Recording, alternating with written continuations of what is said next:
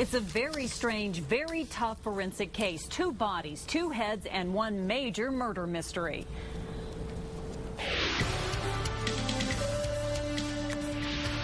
Good evening. Someone murdered a man and woman, then dumped their bodies along the New Mexico-Colorado state line. That was 27 years ago.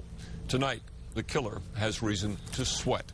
A detective has reopened the case, and forensics investigators are using new technology to give faces to the long-dead victims. Here's News 13's Maria Medina. Well, Dick, this is what investigators now believe the victims looked like. Using their skulls, which had been stored at the University of New Mexico, Mary Brasas with the Bernalillo County Sheriff's Office recently reconstructed their faces. Detectives hope that will lead someone to identify them, a crucial first step in solving any murder.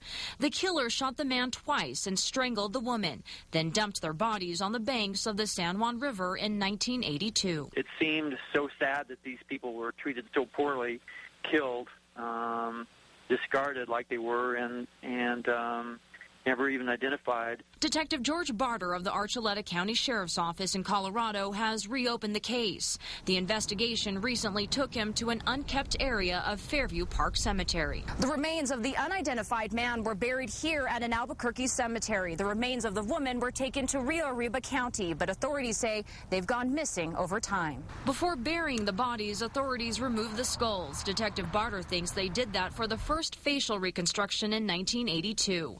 This is what investigators came up with then.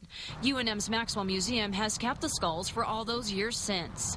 Investigators say shortly before the murders, the couple was seen at a Durango nightclub, visited a ranch near the state line, and the woman made a stop in Farmington. Barter says someone knows something, and in a strange twist, he says someone recently left silk flowers on John Doe's grave in the Albuquerque cemetery. A lot of the witnesses are still around, so I think one of the major things is these 2 people, they must have had family. I mean, they had people that loved them.